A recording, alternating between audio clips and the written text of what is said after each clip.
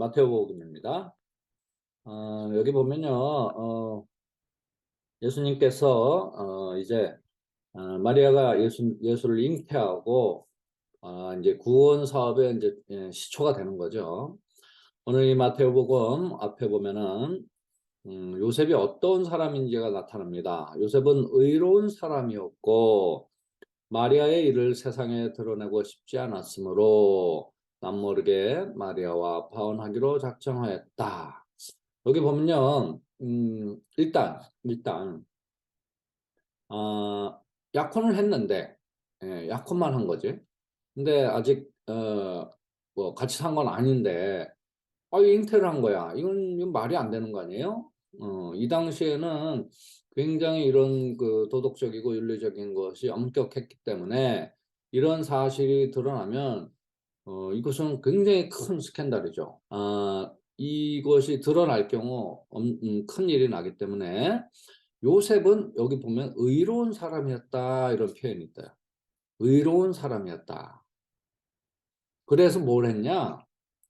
이 일을 세상에 드러내고 싶지 않았다라는 거죠. 드러내면 마리아가 아주 큰 공경을 겪을 테니까. 그래서 남모르게 조용히 그냥 파혼하기로 작정을 했다 이런 거죠. 여기서 요셉은 그 이 의로운 사람으로서의 그 태도가 나옵니다. 그러니까 두 가지죠. 의롭기 때문에 이런 부당한 상황에서 혼인을 할 수 없다. 그래서 파혼하기로 결정하는 거고, 그러나 이 마리아까지 생각하고 이것을 드러내지 않기로 작정을 했다라는 거죠. 그리고 거기서 이 요셉의 그 아주 그 인격적인 그 품위가 드러나죠. 이걸 뭐 드러내서 뭐 큰 일을 벌이고 마리아를 막 처단하고 뭐 이런 일을 벌이고 싶지 않은 거예요. 그러니까 굉장히 이 당시에 엄격하지만 인격적으로 훌륭한 요셉이라는 걸 알 수 있습니다. 예. 그리고 이제 그렇게 생각을 했는데 이제 꿈에 주님의 천사가 나타난다. 그래서 다윗의 자손 요셉아 두려워하지 말고 마리아를 아내로 맞아들여라. 여기서 이제 순명하는 것이죠. 그러니까 이 요셉의 이 순명으로 인해서 인류 구원 사업이 무난히 시작이 됩니다.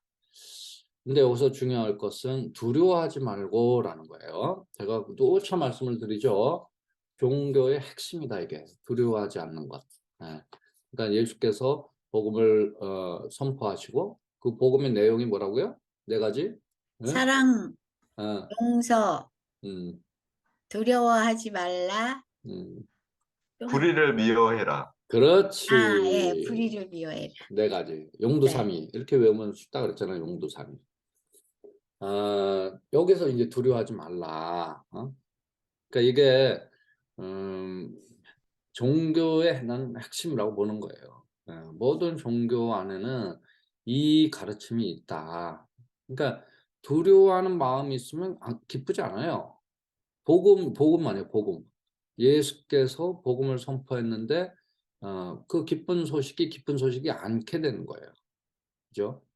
그러니까 두려워하지 않는 그 태도, 자세, 그 마음, 이것이 가장 중요하다. 그래야 우리 마음에 평화가 있고 진정으로 기쁠 수 있다라는 거예요. 그래서 이 두려워하지 않는 마음, 두려워하지 않는 것, 이것은 우리 종교의 핵심이다. 이렇게 볼 수 있다는 거예요.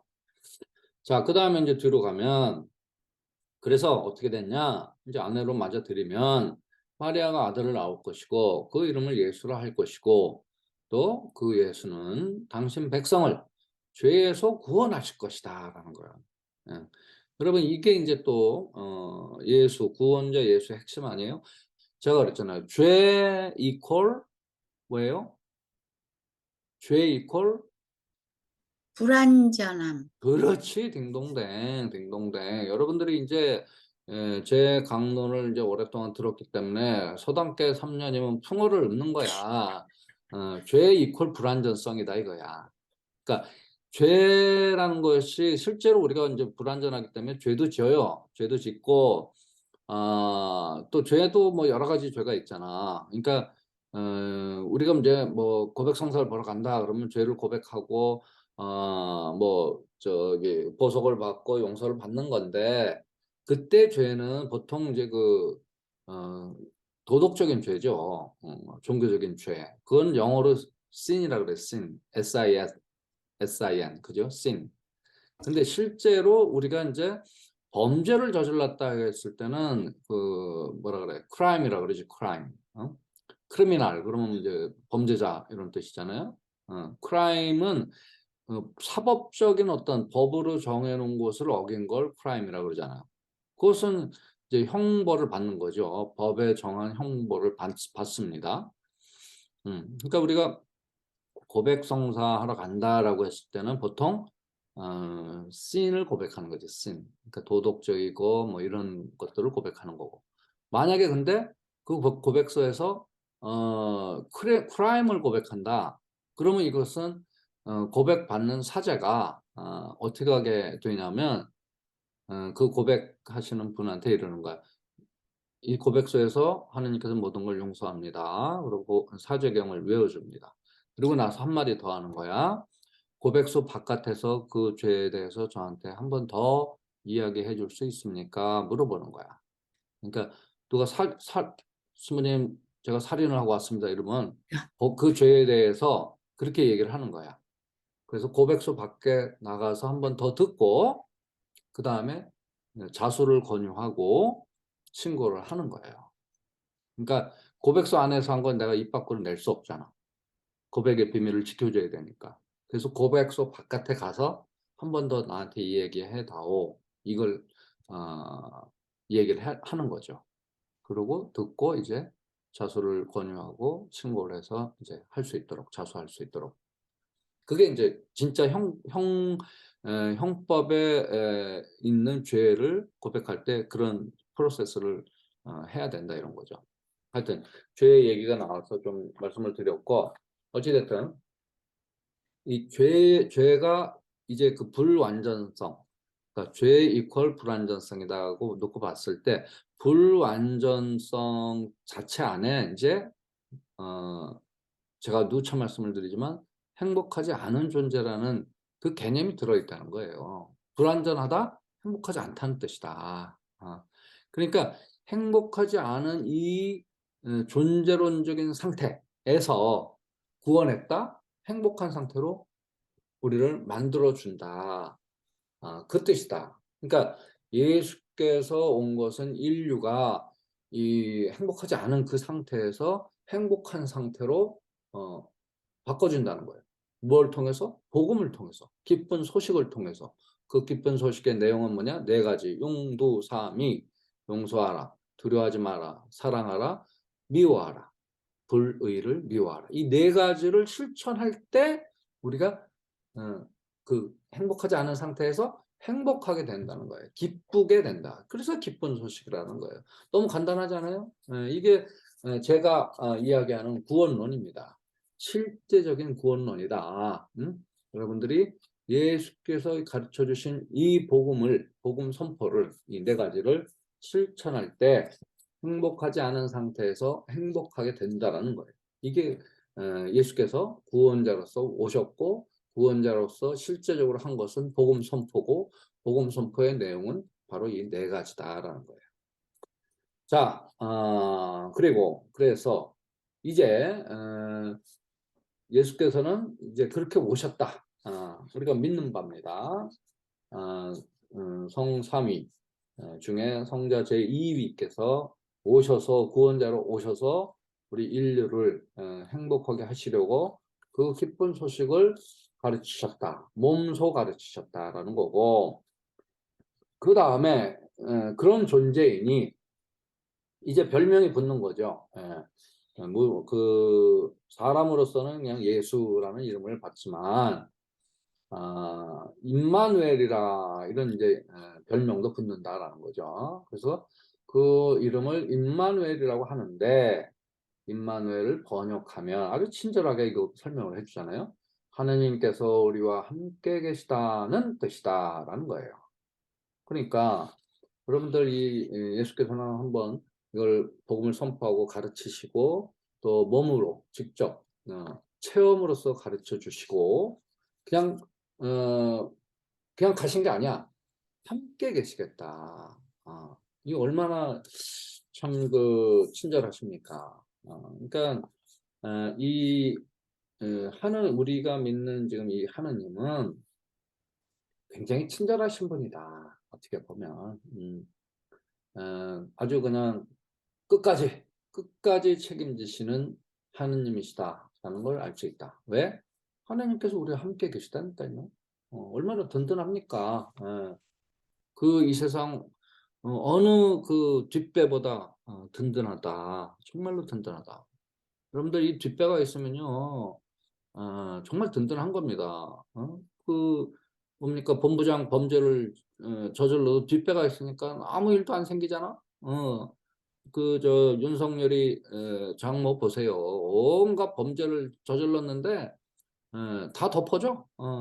그저께도 그 뭡니까 그 저 사무장 병원 운영해가지고 20몇 억을 건강보험을 타먹었는데 그 상실이 명백한데도 판사가 어유 이 검사들이 죄를 입증을 못했어요. 무죄예요 하고 무죄 처리를 해줘. 야, 그 판사놈도 참 대단한 놈 아닙니까 그거? 아니 그 저 정경심 교수 같은 경우는 저 표창장 그 증거도 없는데 4년 깜빵 교도소를 보내고 이런 범죄자는 증거가 명백한데도 무죄 석방해주고. 야, 이런 세상에 지금 우리가 살고 있다. 뒷배가 든든한 거야. 또 지금 누굽니까? 김건희 씨도 뭐 도이치모터스니 주가 조작에 증거가 명백하고 뭐 그냥 녹취록도 있고 그런데 수사 한 번 안 하잖아. 왜? 뒷배가 든든하니까. 윤석열 검찰총장이었을 때 뒷배 아니고 엄청난 뒷배 아니야? 근데 지금은 대통령이야. 그러니까 김건희가 그러잖아. 전화 통화해서 기자랑 전화 통화해서 아니 그거 경찰들이 알아서 합니다. 뭐 이러니까 조사도 안 해, 수사도 안 해. 아주 그냥 명백한 그냥 공범 관계에 있는데도 수사를 한 번도 안 했다. 이거 뒷배가 든든한 거 아니에요? 자, 그런 상황이다. 그러나 사실은 우리는 그런 세속적인 뒷배보다 이런 뒷배는 사실은 시간 지나면 또 없어집니다. 뭐 평생 영원히 이런 뒷배가 있지 않습니다. 그래서 김건희 같은 경우는 지금 뭐 공소시효가 뭐 끝났다 어쨌다 그러는데 그렇지 않아요. 지금 이 공범들이 다 판결이 끝나는 그 시점부터 다시 그때까지 공소시효가 스톱이 되기 때문에 김건희는 공소시효 끝난 게 아닙니다. 한계가 있다. 뒷배에 한계가 있다. 그러나 우리 하느님께서 우리와 함께 계시다라는 이 말씀 하나로 우리는 정말 진정한 뒷배가 있다. 그것도 우리가 죽을 때까지 영원히 뒷배가 있는 겁니다. 이제 뭐 아주 시한부 뒷배가 아니고 대단한 뒷배다 이렇게 볼 수 있어요. 그것을 믿고 우리가 정말 마음이 평화로운 상태에서 진정으로 기쁘고 행복하게 살 수 있다라고 하는 것입니다. 자, 그래서 잠에서 깨어난 요셉은 주님의 천사가 명령한 대로 아내를 맞아들였다. 이래서 이제 구원 사업이 가능하게 됐다라는 겁니다. 그런 면에서 이 요셉 성인의 역할이 대단하다라는 거죠. 오늘 대림 제4주일을 맞이해서 다시 한번 예수께서 어떻게 잉태되고 태어날 것인지 또 어떻게 요셉 성인의 역할이 이 구원 사업을 가능하게 했는지 이렇게 짚어봤습니다. 우리의 신앙을 고백합시다.